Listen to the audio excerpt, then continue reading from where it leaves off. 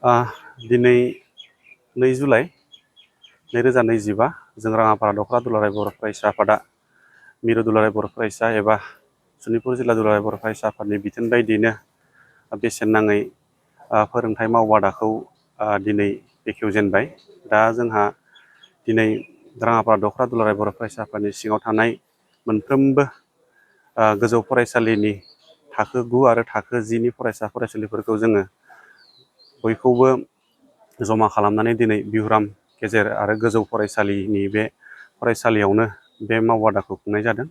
आरो बे हाबाफारियावनो जोङो दिनै बेखेवगिरि महरै सनितपुर जिल्ला दुलाराय बर' फरायसा आफादनि मानगोनां जाफुं बसुमतारी लोगो सोलोंथाइ नेहाथारि बिथांखौ जोङो मोननो हादों। दा बिथांनि बेखेवनायावनो दिनैनि बे फोरोंथाइ मावबादाया जागायबाय आरो बे बेखेवनाय हाबाफारियावनो जोंनि राङापारा दख'र दुलाराय बर' फरायसा आफादनि बोसोनगिरि, आथिखालाव मिरु दुलाराय बर' फरायसा आफादनि सासे नेहाथारि बिबान लानानै खामानि मावबाय थानो हानाय मानगोनां बिरदा बर'खौ जों मोननो हादों। आरो सनितपुर जिल्ला दुलाराय बर' फरायसा आफादनिनो सासे गाहाय नेहाथारि बिथांखौबो जों मोननो हादों आरो सासे सुबुं फोनांजाब नेहाथारि रबिराम बसुमतारी बिथांखौबो जोङो मोननो हादों। दा बे समाव जोङो बेखौनो बुंनो सानो दिनैनि बे बेसेन नाङै फोरोंथाइ मावबादाखौ जोंनि राङापारा दख'र दुलाराय बर' फरायसा आफादा खोब गोसो खुसियै बे हाबाफारिखौ जों मावफुंदों। आरो बेयावहाय जोंहा दख'रानि सिङाव थानाय मोनफ्रोमबो फरायसालिनि गोजौ फरायसालिनि फरायसा बिथांमोना बाहागो लाफैदों। दा बे बाहागो लानायाव जोंहा दिनै गिबि खेब महरै बा दिनै बेखेवजेननाय महरै जोंहा थाखो 10 नि फरायसाफोरखौ गासै 64 जन मोननो हादों आरो थाखो 9 नि फरायसाफोरखौ जोङो 50 जन मोननो हादों।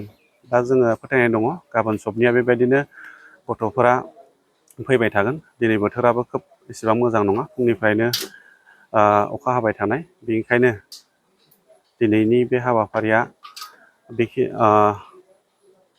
हाबाफारियावहाय गथ'फ्रा जानांगौ सम्भब फैनो हायाखै। दा बे समावहाय जोङो दिनैनि थारिखआवनो दा बेलासियावबो आन्डार 13 जोलुर बादायलायनाय बा जोलुर कचिं दङ, बेखौबो जोङो दिनैनि बे समावनो मावफुंगोन। आरो बे सोलोंथाइखौ सानबेसे? बे फोरोंथाइ मावबादाखौ जोङो ओरैनोथ' 1 दाननि बिथोन दङमोन, अब्लाबो जोङो 1 दानखौ बेयाव मावफुंनाय नङा। जोङो 15 बा 20 दिननि गेजेराव बे मावबादाखौ जों फोजोबहैगोन। आरो मा साबजेक्टफोर दङ?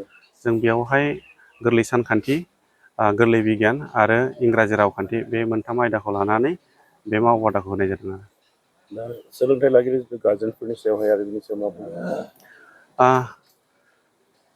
गार्जेनफोरनि सायाव बेनो जोंनि उन्दै उन्दै फरायसा बिथांमोना नैबे समावहाय गरम बन्द होननानै फरायसालियाव फैनो बा नैबे फ्रि कचिंखौ लानो बानाय मोनगोन। आरो बेनिखायनो आं गार्जेन बिथांमोनखौ फोरमायनो सानो, गार्जेन बिथांमोना गाव गावनि फरायसाफोरखौ नैबे गोलोम बोथोरनि 30 दिन सानावहाय जाहाथे न'आव ओरैनो थायालासिनो नैबे जोंनि दख'र आफादजों बेसेन नाङै बे सोलोंथाइ मावबादा होनायावहाय गाव गावनि गथ'खौ जेरैखि जाया फैहोनांगौ। बिनि थाखाय आङो गार्जेन बिथांमोनखौ गुरै खावलायहरो। आरो दिनै राङापारा दख'र दुलाराय बर' फरायसा आफादा नैबे बिहुराम बर' गेजेर आरो गोजौ फरायसालियाव 25 साननि थाखाय गोलोम बोथोरनि जि बेसेन नाङै फोरोंथाइ मावबादा बेखौ दिनै जागायबाय।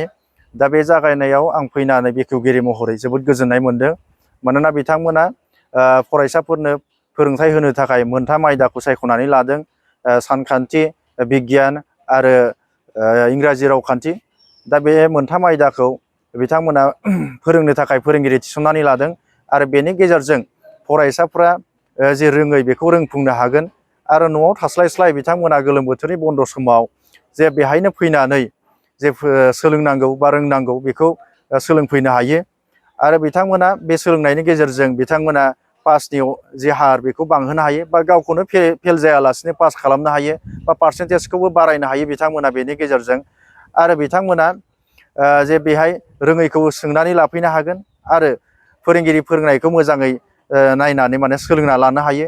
आरो नैबे दख'रायावबो जि सिगांनिफ्राय होबोबाय थादों कचिंखौ, दा बेबायदिनो होनायखाय नैबे दख'रायावबो पासनि अनजिमाया बांबोबाय थाखादों आरो आं आसा खालामदों नैबे समावबो पासनि अनजिमाया बांगोन। जे जिल्लानि सिङाव गुबुन गुबुन दख'रा आफादफ्राबो बेबायदिनो कचिं क्लासखौ होयो आरो बेबायदिनो दिनैबो राङापारा दख'राया दिनै जागायदों। दा बेहाय फरायसाफ्राबो बाहागो लाफैदों आरो बाहागो लानायनि गेजेरजों बिथांमोना जि 25 साननि जे कचिंनि हाबाफारि बेखौ जाफुंहोगोन होनना आं आसा खालामदों आरो बेनि गेजेरजों बिथांमोना जे रोंनांगौ जे सोलोंनांगौ बेखौ सोलोंनानै लायो बेखौनो आं हास्थायदों। मा थाखोनिखौ फोरोंनाय जायो? बेहाय थाखो 9 आरो थाखो 10 खौ लानानै बिथांमोना जोंनि जे बेसेन नाङै फोरोंथाइ मावबादा बेखौ जागायदों बा बेहाय फोरोंनाय जादों। बेनि बेलायाव जों नुनो मोनो किसुमान गार्जेनफोर जे गरम बन्द लानाय गथ'फोरखौ बिनि सायाव ध्यान लायाफोर सोलोंथाइ बिथिङाव बिनि सायाव मा बुंदों?